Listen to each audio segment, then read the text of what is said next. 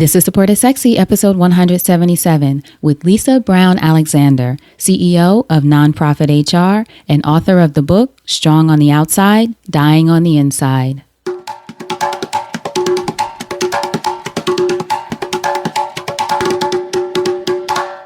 Welcome to Support is Sexy. I'm your host, Elayne Fluker, entrepreneur, author, and founder of Chic Rebellion Media. 5 days a week, Monday through Friday, I interview inspiring women entrepreneurs who share their wins and their lessons to help you take your business and your life to the next level and create something sexy. Here we go.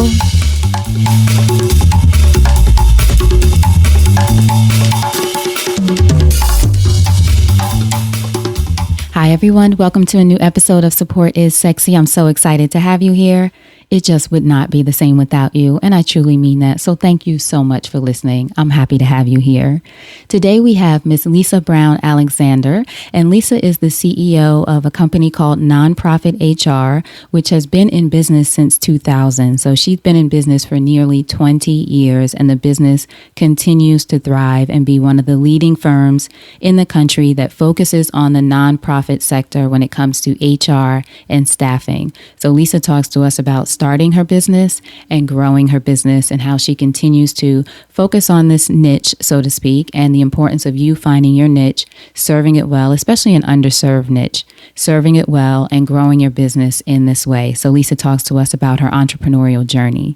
What I also love, though, is Lisa has written a book called Strong on the Outside, Dying on the Inside, which details her experience with depression, which is something that we don't talk about enough, certainly as women and especially as women of color or Black women. There's a stigma still attached to depression and mental illness. So a lot of us don't get the help that we need. Well, a lot of us don't even realize we need help. And then we don't get the help we need because of whatever we have in our mind that's blocking us from thinking that it's okay to ask for help. So Lisa talks to us about her journey through depression and some of the things that she's learned about women and depression and about ways that we can get help around this. So on this episode, in addition to hearing about Lisa's journey as an entrepreneur, you'll also learn how success in parts of your life can sometimes obscure depression.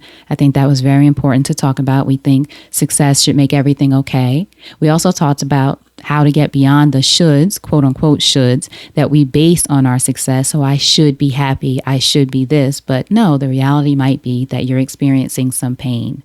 Lisa also talks about the dangers of keeping up appearances when you're actually depressed or in pain, how to realize when work is your drug of choice, why you must get help if you are depressed, the important difference between having a bad day or being in a funky mood and depression, removing the stigma around depression, how depression shows up differently for each of us, how to remove the mask and be honest about what you're experiencing, and resources of where you can get support. So Lisa mentioned some resources in this episode, and then on her show notes page that you can find by going to supportissexypodcast.com.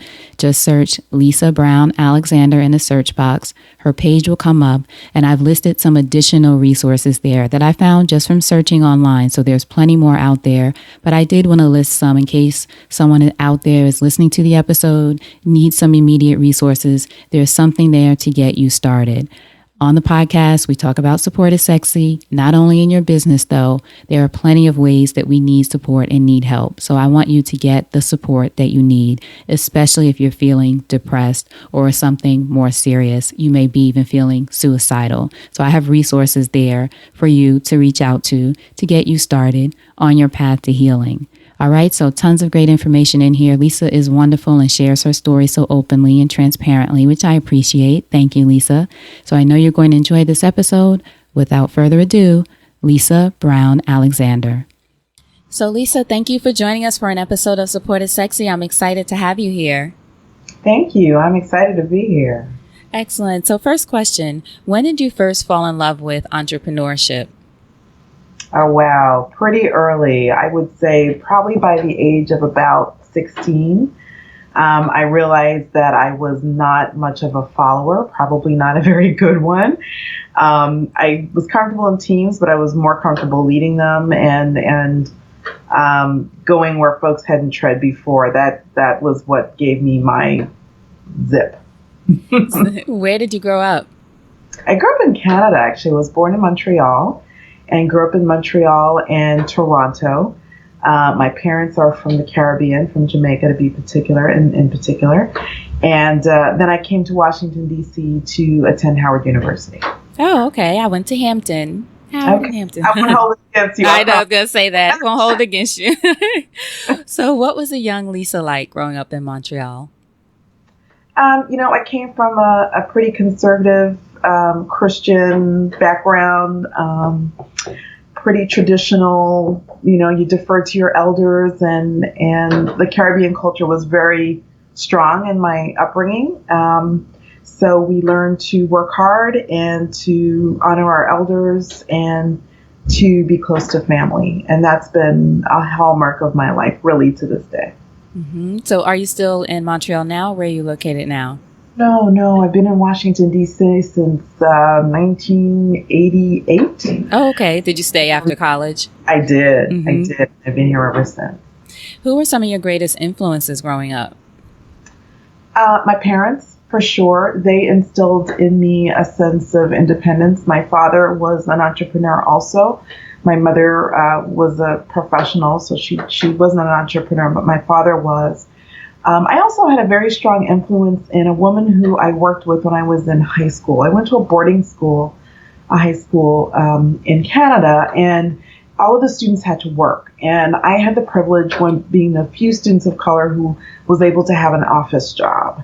I worked in the office of the registrar, and the registrar was a Black woman who was amazing. And she was my first real kind of business mentor, taught me the importance of showing up right, being ready, being smart, the smartest one in the room. And she had an amazing influence on my life. Is this someone that you still are in contact with today? I'm not in contact with her anymore, but she's left an indelible impression on me. So what kind of work did you do when you first got out of college? Did you know that you were going to go into the nonprofit space, or did you sort of end up in that space? What did you think your path would be? No, I studied business at Howard, so I was in the School of B, and figured I would work in the corporate sector. Right, my first job was with a very large corporate multinational company. Ironically enough, working in with their Canadian clients. So that was the connection there. Mm-hmm. Eventually, I recognized that I wanted to do something a little more meaningful, went to work for a nonprofit fairly early in my career, and that was the beginning of both my professional trajectory and my insight into the nonprofit sector.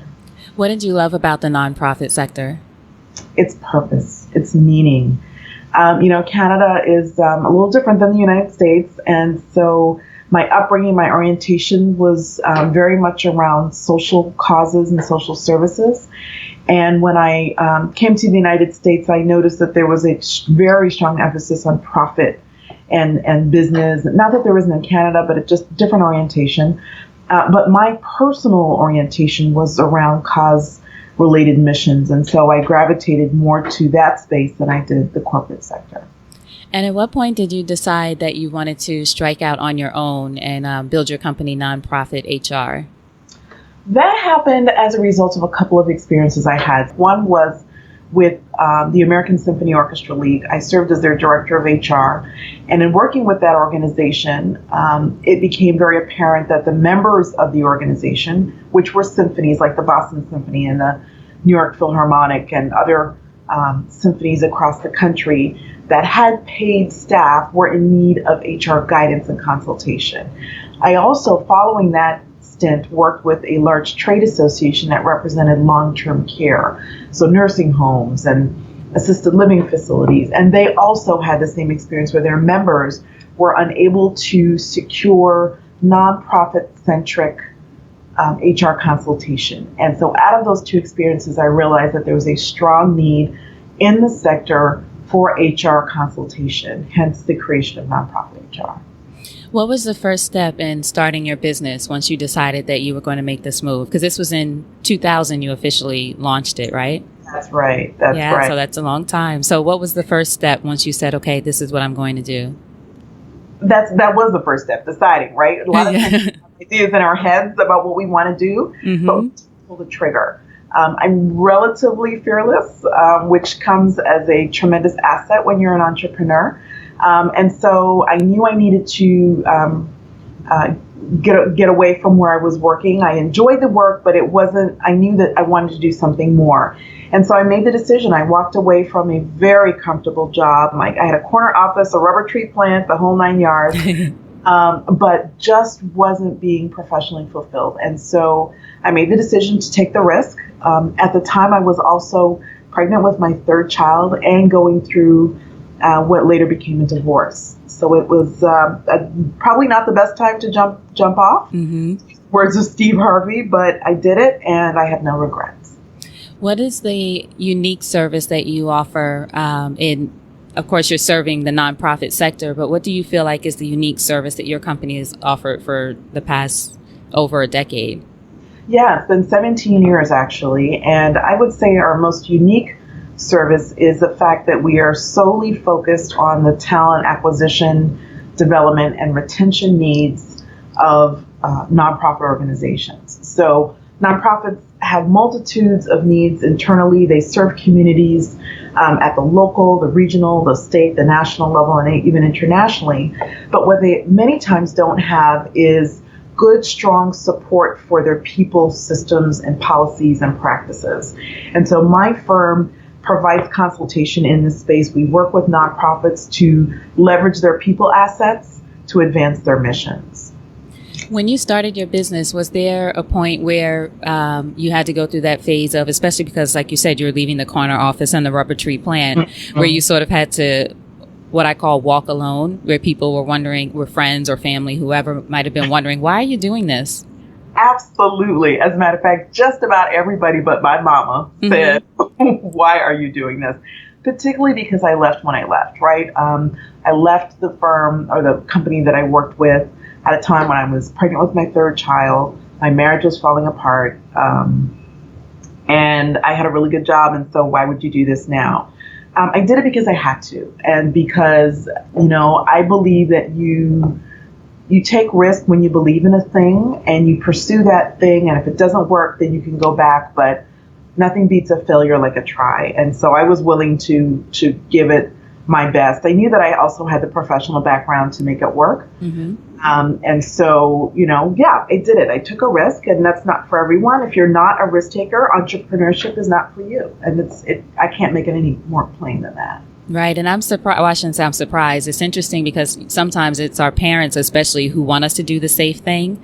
But you said it was your mom who was like, go for it. Yeah, my mom's always been a big believer. My dad, the entrepreneur, ironically enough, was the one who said, are you sure you want to do this? You really be careful. Because he knows what it's like, right? He did. And I love him to death. But I said, no, Daddy, I got this. And so I took a step out, and I walked alone for 5 years. So the first 5 years of the business, it was myself and my business partner.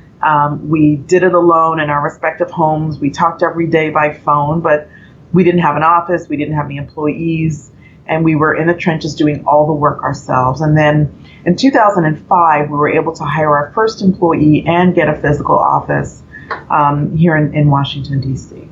What were those first 5 years like of getting through that phase? Because I feel like that's usually the period, whether it's a year or 5 years. Yeah. Those are of course, there are difficult things along the journey, but that time when you don't have the office or don't have all the things that we think we need to even get started. Yep. It was a lot of long hours. There was a complete lack of work-life balance.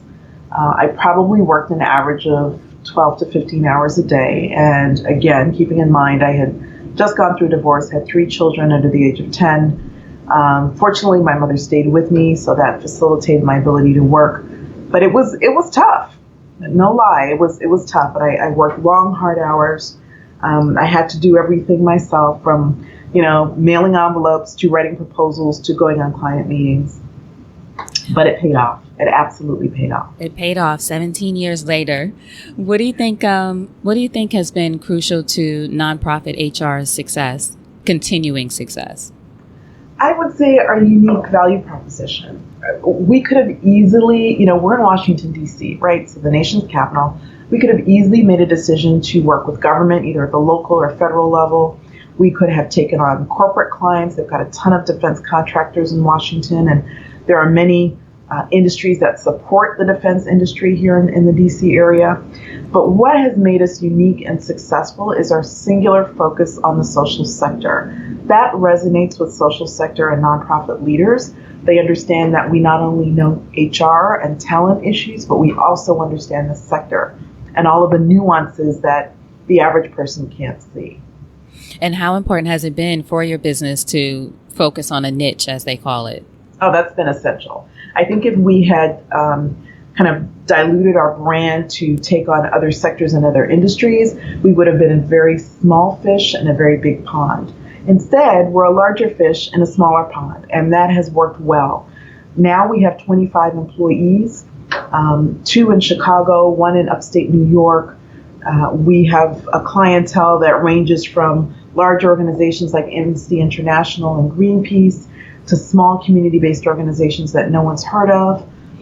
We have a very broad stroke of services across the talent management spectrum. So it's really allowed us to really focus all of our efforts on serving this sector. And it's really an underserved sector, so there's a ton of potential in front of us, even now, 17 years later. Even now, and I think people during these times, people are even looking more to nonprofits and different organizations, or really seeing their power and the kind of work that they do.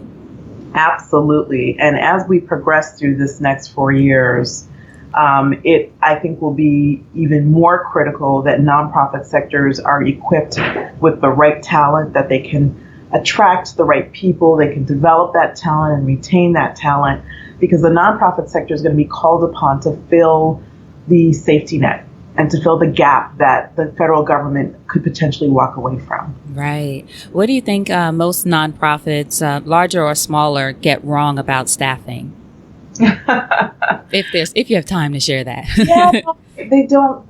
Many times they're passionate and devoted to their mission, but they don't make the strategic connection between accomplishing the mission and having the right people on the bus.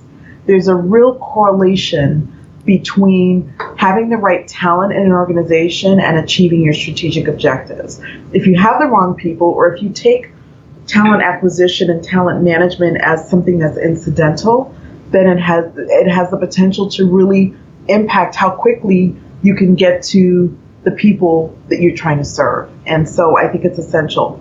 The sector is making progress around its investments in talent, but it's a slow walk. It's so. Why is it slow? Is it just a resistance to change, like many communities or organizations? That's part of it. I think the other part of it is the funding model that many nonprofits are based on. They're heavily dependent on grant funding from foundations and large corporate donors. And those entities, those funding sources, tend to support the programmatic aspects of nonprofits, right? So they want to make sure that the soup kitchen runs and the homeless shelter is delivering services, but they don't fund or make provisions for the talent to do that work. And so as a result, nonprofits find themselves chasing the dollar in many instances, and that dollar is geared toward programs and services and not toward the talent to run the programs. It's a strange dichotomy that folks in the nonprofit sector understand. The average person certainly doesn't see that on a day-to-day basis, but it creates this vicious cycle of never really having sufficient funds to invest. And then there's external pressure from donors and the public and the media to keep overhead costs low. And talent falls into overhead. And so it gets a little technical, but it's not kind of chic to spend a lot of money on people in the nonprofit sector. People want you to spend money on programs and not on staff and payroll. But the people are a crucial piece of the puzzle. Absolutely. Like any other corporation. So for your company, do you provide ongoing HR services to the clients that you work with, or is it more so finding the right people and building their staff?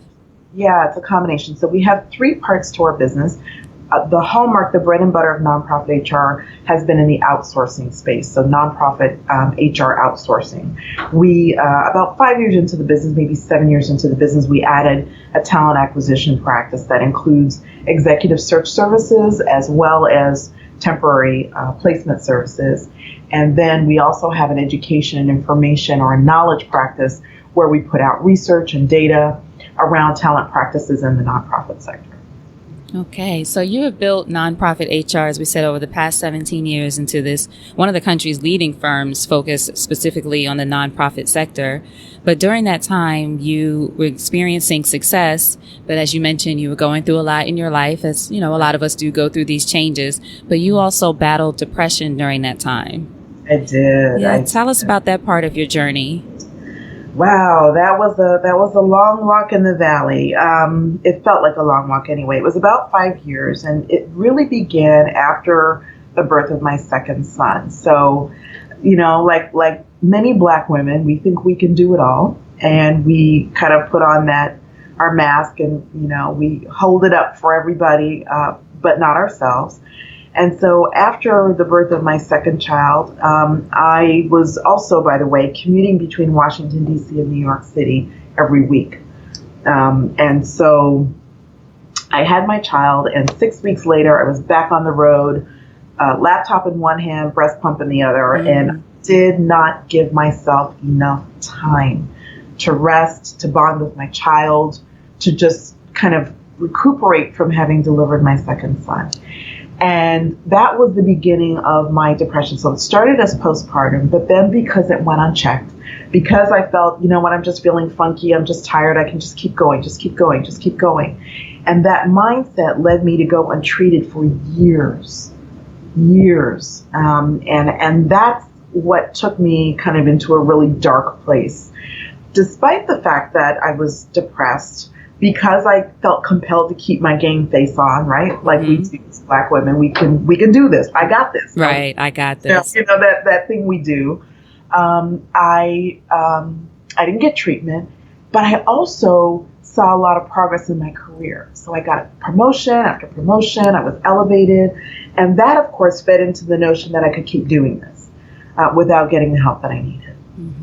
Recipe for disaster. I've since met many women who have fallen into the same trap. We cannot afford to let people see us sweat, and so we don't.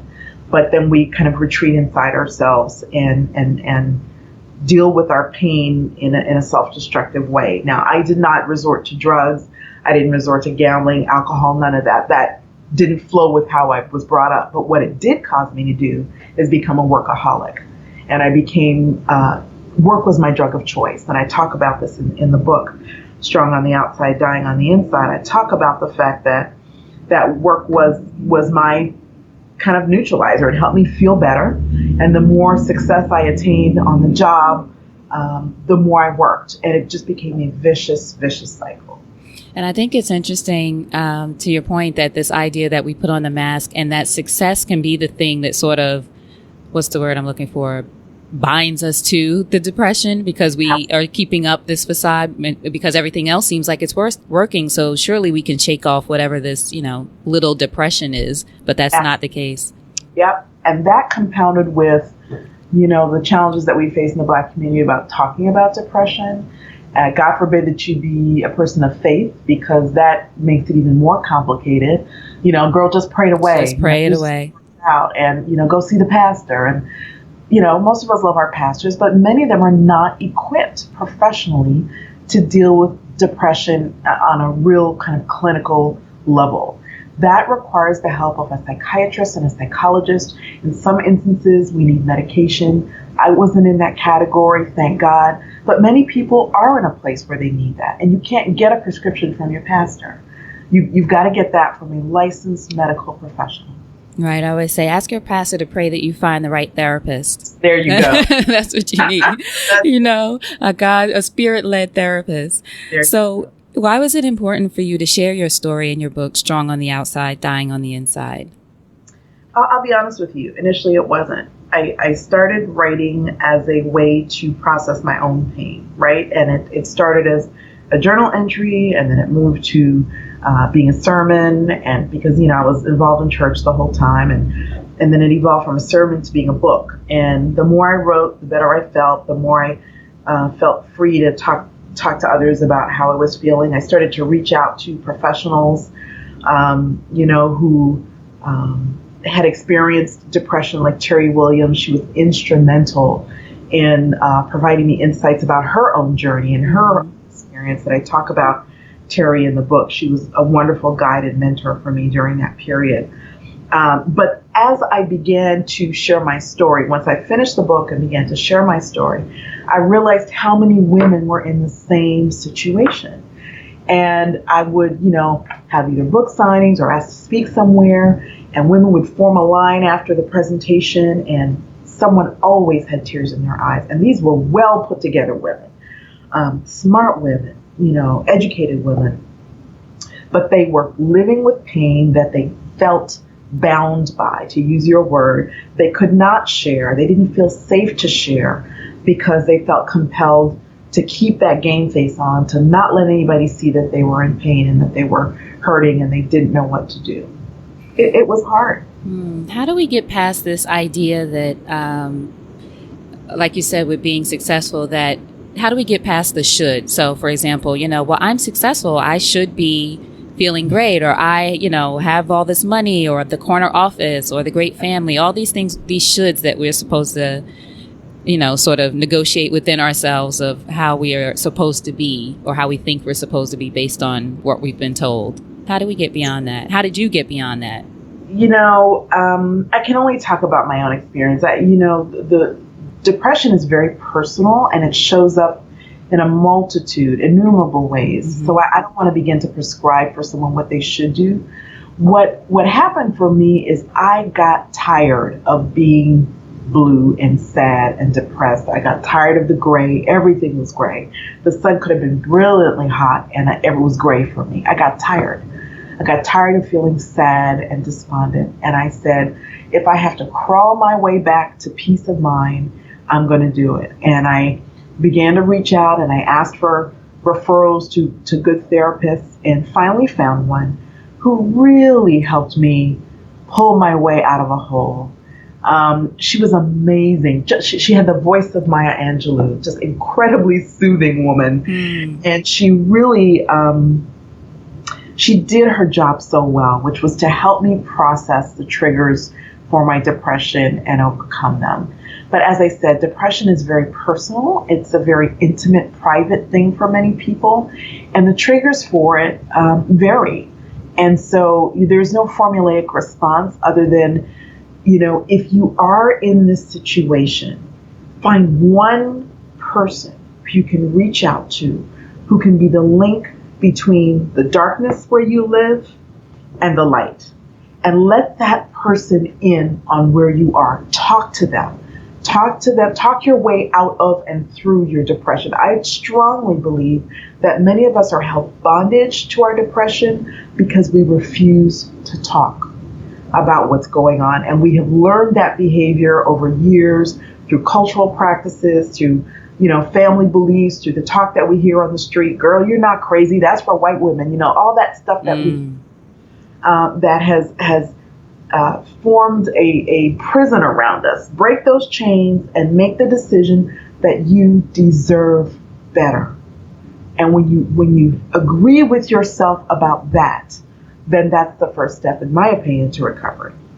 Yes. And what would you say, as you said, it is deeply personal. Everybody's experiences are different. But what would you say for those listening who might be going through a phase or whatever it is? What are the ways that we can sort of recognize when it is time to have that talk with someone? Yeah. So the book talks about, and there's lots of literature online about the symptoms of depression. We first need to recognize the difference between having a bad day and a funky attitude and depression, right? So everyone's entitled to have a bad day, 2 or 3. When it persists where you feel perpetually despondent and sad and disconnected from the world around you, and that goes on for an extended period of time, and you're not able to find a way out of that, that's a pretty safe indication that there's something else going on, and that there may be some triggers that you need to address to get at the source of your depression. So, funky day, everybody's entitled to their funky day card, but when it persists and it's repetitive and it causes you to lose appetite and sleep, and it affects the quality of your relationships with others, all of those are symptoms that you should be watching for. When you see those, reach out to a professional. Check with your employer to see if there's an employee assistance plan or an EAP. Check with your health plan to see if there are mental health services available and accessible to you. Check with public agencies, nonprofit organizations that are working in the mental health space, like the National Association of Mental Illness. That NAMI, as they're known. So check with local services around you, check with professionals, check with your health plan to see where services are available. Do you find that as we begin to talk more and more about depression, books like yours, Terry Williams, and other people, that the stigma is being removed at all? Or do you find that there's still some stigma attached? Or we believe ourselves that there's some stigma attached? That's why a lot of us don't seek help. Yeah, I think it's getting better. You know, the death of Robin Williams, you know, Terry Williams coming out with her story. There have been a couple of hip hop artists who have come out and talked about their experience with depression, I think has taken some of the stigma away. But I think the average person in the Black community still sees depression as something that we don't face. That's something that rich white folks go through, and then they just buy a poodle and it goes away. Mm-hmm. Or they, you know, go on a vacation, or they spend money. Which is dismissive of our own pain and of other people's pain, right? Absolutely. And depression is no respecter of persons. It's not about your money. It's not about your education. It's not about your upbringing. It's no respecter of person. And unfortunately, we don't often see it that way. But it's real. It's real in the Black community. It shows up a little bit differently, especially with sisters. You know, where we see a woman angry all the time. Her anger may be just a manifestation of her depression. Mm-hmm. But it shows up every day as her cussing folk off. Don't cross me. Don't get in my face about anything, because I'll show you and tell you about yourself 5 ways from Sunday. Right. That, you know, anger stems from something more often than not. But you know, I'm not a physician, and I don't play one on TV. Mm-hmm. I just want to be sure that people understand that seeking the help of a qualified professional is essential to recovery. How important has it been for you to remove the mask, as you talked about earlier? A lot of us go through that, whether depressed or not, where we're just holding up this mask. And what's funny, I've talked to people where we talk about, you know, sometimes you think you're fooling everyone, but everyone else knows. You're the only one that hasn't, you know, really acknowledged it. So what has it been like, your experience of removing the mask, or at least knowing that it exists? Yeah, I recognized it when I began to spend undue amounts of time on my face and my hair. And I was very conscious of looking good all the time, because I didn't want people to see, right? They looked at my career, they looked at my home, and, you know, it looked like everything was great. And so I had to keep that up. But for me, it wasn't so much the facade of the mask as much as it was beginning the process of talking. So talking was a real door opener for me. Once I began to talk and I gave space for someone who I trusted to ask me questions, it allowed me to really look inside myself and do some more self-exploration. And again, I go back to the therapist that I had in Washington. She was wonderful. She really helped open the door. So for me, it wasn't so much the mask piece of it as it was the talking. That was my window back into the real world. Do you feel like having a therapist, at least in your experience, and I've done this for it, it doesn't have to be for a lifetime. It could be for a certain period of time, through that period, or you call and talk to them once in a while. I ask because I think sometimes some of us think, oh, I don't need a therapist, because we're thinking it's a lifelong commitment, you know, to this therapist, as opposed to, no, maybe you just need to talk to someone through this period. Yeah, absolutely not. It was not a lifetime commitment for me. I met with my therapist probably over the period of about 18 to 24 months. Mm-hmm. And then we agreed that I was in a place where I didn't need to come to see her every week. And I had a couple of stints, you know, following my recovery, where I started to feel the symptoms coming back, and I began to feel a sense of being overwhelmed. And I immediately reached back out to her. Right. Went back and saw her for a period of time, and she got me back where I needed to be. And then she released me. And those were the words that she used. I'm releasing you back to your place of normalcy. And she remains a resource if I need her, but it's certainly not a lifetime dependence. It was not for me anyway. everyone's journey is different. Right. I think, well, as you said, I'm not a doctor. I don't play one on TV. But one of the things that I remember in talking to my therapist, she mentioned that the goal, though, is for you to not have to come to see me. It's not, supposed to be an ongoing thing. It's fine if that's what's necessary, but the goal should be to help you heal. So what does your support network look like now, Lisa? Well, I have my best friends in my sisters, and I have a very close group of girlfriends. But I also have my therapist. If I need to call her, I certainly can. My business partner is my trusted confidant as well. We've worked together for almost all of the 17 years I've been in business. And so I have surrounded myself with people that I trust. There was a period of time where I also had a very close friend here in Washington, D.C., and he was an amazing, and it still is an amazing listener. We're not in touch as much as we used to be, but he had the gift of listening and was instrumental when I began to feel some of the pressures. At that point in my life, he was instrumental in helping me get through it. So the lesson there is to surround yourself with people who you can trust, who have your best interests at heart, and who understand that depression is not a weakness. It is certainly a mental health condition that is treatable. And with their support, with prayer, and with being honest with oneself, you can get better. I look back on those days and they have faded. The pain of those days have faded away. Kind of like childbirth. It's like intensely painful when you're having a child, but then your brain doesn't capture the pain anymore. Somehow there's something in our brains that lets that pain memory go away.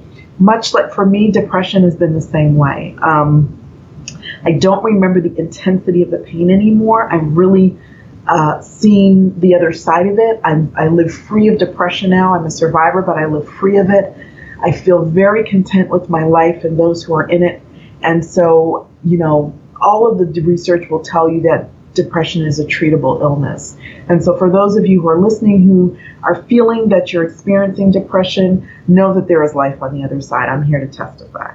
And thank you for sharing your story. And I think it's so important for someone like you in your position, or what we perceive from the outside as success, to share your story of going through this and how you healed, but also just, going through that moment where you said it was dark and you might not have known what was going on and trying to figure it out and keep up the facade. So I think it's so important for people to share their stories. This is one of the reasons why I wanted to do a podcast like this.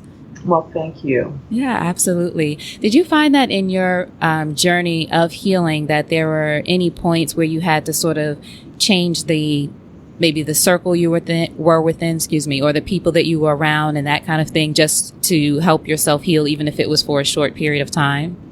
I did. Was that difficult?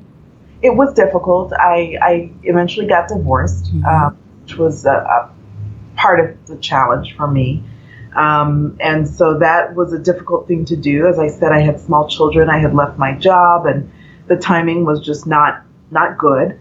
But sometimes we know when we have to let go, and I had to make that decision to let go. And so, yes, I think it's essential that we recognize those elements of our lives that are negatively impacting us. And it's tough to do sometimes, but we have to be brave enough to say that I deserve to be well, I deserve to be happy, I deserve to walk in the fullness of life that God has ordained for me. And in order for me to do that, I need to free myself of certain things and of certain people. And so today, there's certain things I just don't do, and I'm very flat-footed about it. Nobody can shake me. I'm very clear about my boundaries. I'm clear that if you get in my space and you disrupt it so much so that you're causing me unhappiness, that you've got to go. And I'm very comfortable asserting that power. I don't know that I would have been 15 years ago or 20 years ago, but I certainly am today. Excellent. What would you say entrepreneurship has taught you about yourself as a woman? Resilience, creativity, fearlessness, and that I can. I have very little hesitation about stepping out and trying something new. I think that's probably one of my strengths, and it has allowed me to try things that others would only think about. And that for me is very empowering. I like that I don't have a lot of fear, that I operate generally without fear. It's very, very empowering for me. Is that something that you think you've had since you were younger, or do you think it's something that you've cultivated over time? I think there's, to some extent, I had it when I was younger. I grew up in Montreal and Toronto, as I mentioned earlier, and when I was about 17 years old, I was very actively involved in a gospel music community in Toronto, and had a friend and a partner. We used to bring concerts and big shows to Toronto at a time when, I was just coming out of high school. And I was very jazzed by the idea of creating something that hadn't been created before and creating a demand. To this day, that tradition continues in Toronto, and I'm glad to know that I was at the beginning of it.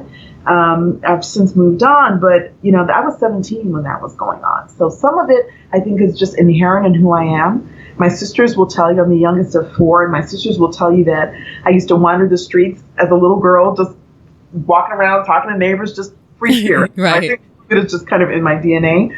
But having survived depression has also told me and given me strength and given me confidence that I didn't have before. If I could get through that, if I could get through a divorce with 3 small children, if I could survive, all of the stuff I've gone through in business, and I still got God, I'm good. Excellent. I love it. So in closing, if you think over your life and career and you had the chance to thank only one person whose support was critical to you personally or professionally, who would that be and what would you say? Wow, that is incredibly tough. I would have to say my mother. Yeah, she's amazing. Excellent. So tell us, Lisa, how can we support you? I know you also have Nonprofit HR has an event coming up this year, right? We do. We're hosting the 2017 Nonprofit Talent and Culture Summit here in Washington, D.C., April 5th through the 7th.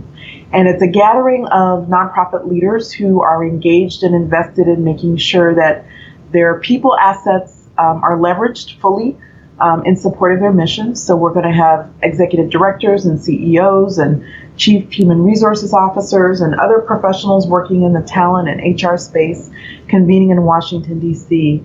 In April to talk all things talent and culture in the nonprofit sector. And anyone interested can go to your website, right? Tell us your website and other places where people can find you. I'll have links to everything, but just so people listening can hear it.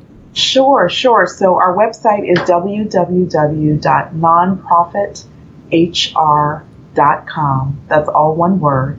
I'm on Twitter at nonprofithrceo. I'm on LinkedIn under Lisa Brown Alexander. You can find my book, Strong on the Outside, Dying on the Inside, on Amazon.com. I wrote it under my maiden name, Lisa Brown, so that's how you'll find that book. And then I've got some upcoming speaking engagements in New York and other places that I continue to post on Facebook. We have a page on Facebook, Strong on the Outside, Dying on the Inside on Facebook, and we're available, easily reached. Excellent. I love it. Thank you so much for your time, Lisa, and for sharing your story. I think, someone in your position, as we said, what we see is success from the outside and what is success, to be able to share the story of just this, the journey that you went through of getting through your depression and healing and the ways that you went about healing. I think it's so important. So thank you. You're most welcome. Absolutely. Now, before you go, what's a last word or parting piece of advice from you to our listeners about anything? Wow. Don't let your present circumstance dictate your future. While you may be kind of in the muck and the mire and in the valley, know that you can get better and know that God has more for you than what you're experiencing right now. I'm a firm believer that God's intention is for every one of us to live to our full purpose and potential, including the people and the women and the mothers and the sisters who are suffering from depression. I am a witness that you can overcome. So don't believe that what you're going through now is all that there is for you. There's better on the way. There's better on the way. Lisa, thank you so much. Hold on for just a second. You're welcome.